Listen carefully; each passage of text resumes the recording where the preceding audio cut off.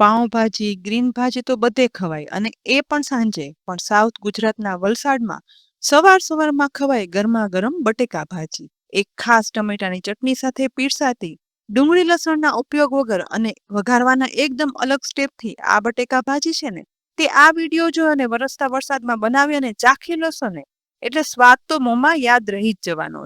તો ખૂબ જ યુનિક અને ઉપયોગી વાનગીની રીત જોતા અમારી ચેનલને સબસ્ક્રાઇબ પણ કરી લેજો. અને સાથે એ પણ કહેજો કે તમને વરસતા વરસાદમાં ભજીયા સિવાય બીજું શું ખાવું ગમે છે.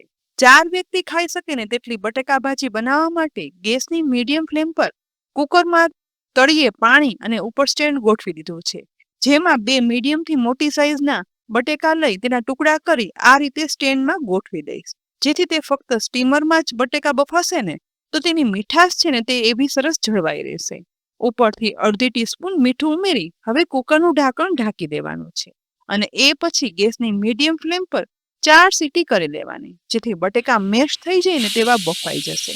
અહીં કુકરમાં સીટી થાય છે ને એ દરમિયાન મેં 2 નંગ મીડિયમ સાઈઝના ટમેટા, થોડી એવી કોથમીર, 1 ઇંચ આદુનો ટુકડો, 2 તીખા લીલા મરચા, 1 લીંબુ અને થોડો એવો મીઠો લીમડો લીધો છે.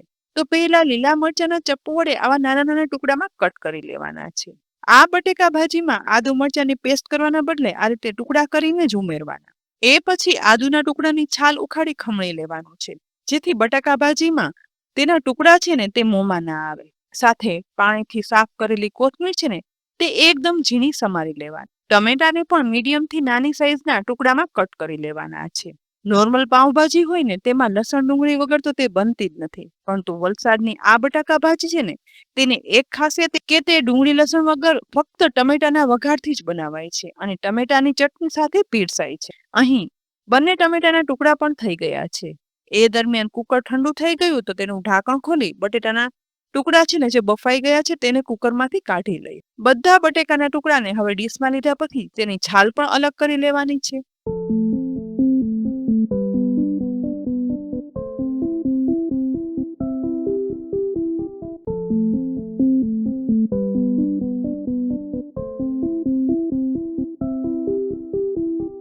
એ પછી બટેકાને મેશર વડે મેશ કરી લેવાના, જેથી ક્યાંય પણ બટાકા ભાજીમાં તેના મોટા ટુકડા ન રહે.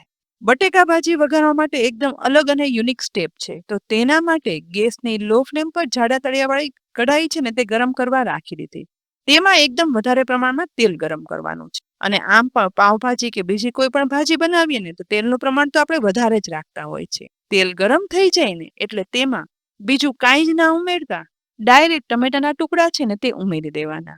હવે ગરમ તેલમાં ટમેટાના આ ટુકડાને મીડિયમ ફ્લેમ પર મિક્સ કરી અને સાતળવાના છે, જેથી તે સોફ્ટ થઈ જાય.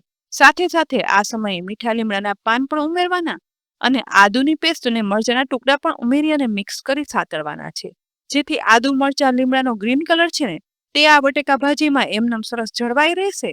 સાથે તેની સ્વાદ અને ફ્લેવર છે ને તે આ ભાજીના વઘારમાં બેસી જાય. બસ અડધી મિનિટ સાતળતા ટમેટા સોફ્ટ થવા લાગે ને આ સમયે તેમાં 1/4 ટીસ્પૂન હળદર પાવડર, ટમેટાની ગ્રેવી જેટલું એટલે કે અડધી ટીસ્પૂન મીઠું, અડધી ટીસ્પૂન ધાણાજીરું પાવડર અને અડધી ટીસ્પૂન અથવા તો તીખાશ પસંદ હોય ને તે પ્રમાણે લાલ મરચું પાવડર ઉમેરવાનું. સાથે અહીં અડધી ટીસ્પૂન પાઉંભાજીનો મસાલો લીધો છે તે પણ ઉમેરી દેવાનું.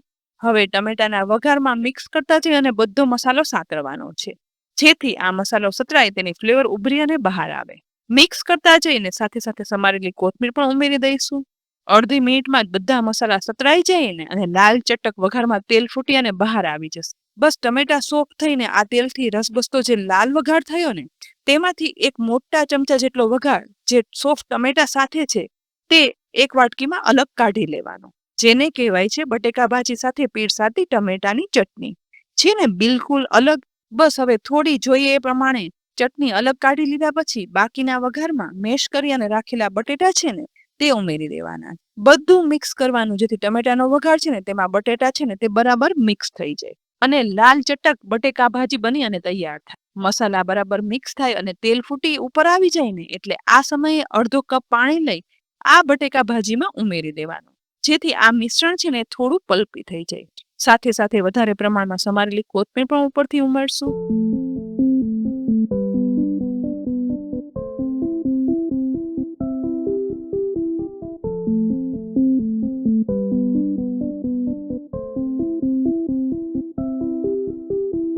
હવે બધું મિક્સ કરતા સાથે સાથે ઉપરથી અડધા લીંબુનો રસ પણ ખટાશ માટે ઉમેરી દેવાનો છે. માત્ર અડધી મિનિટ આ રીતે ગેસની લો ફ્લેમ પર આ બધું ઉકળતા બટેકા ભાજી તૈયાર થઈ જાય છે. અને હવે માત્ર અડધી મિનિટ જ ગેસની મીડિયમ ટુ લો ફ્લેમ પર આ જ રીતે બટેકા ભાજી છે ને તેને સતરાવા દઈશું. આ ભાજી છે ને તે પાવભાજી જેટલી તીખી પણ નથી હોતી. બસ આવી મીડિયમ તીખી જ રાખવાની. અને હવે જુઓ આ ભાજીમાંથી તેલ ફૂટીને પણ ઉપર આવવા લાગ્યું છે. તો તૈયાર થયેલી આ બટાકા ભાજીને ગેસ પરથી ઉતારી અને નીચે લઈ લેવાની. સાઉથ ગુજરાત વલસાડમાં ખવાતી આ બટેકા ભાજી છે ને તે પીરસવામાં શેક્યા વગરના કોરા પાઉં હોય છે.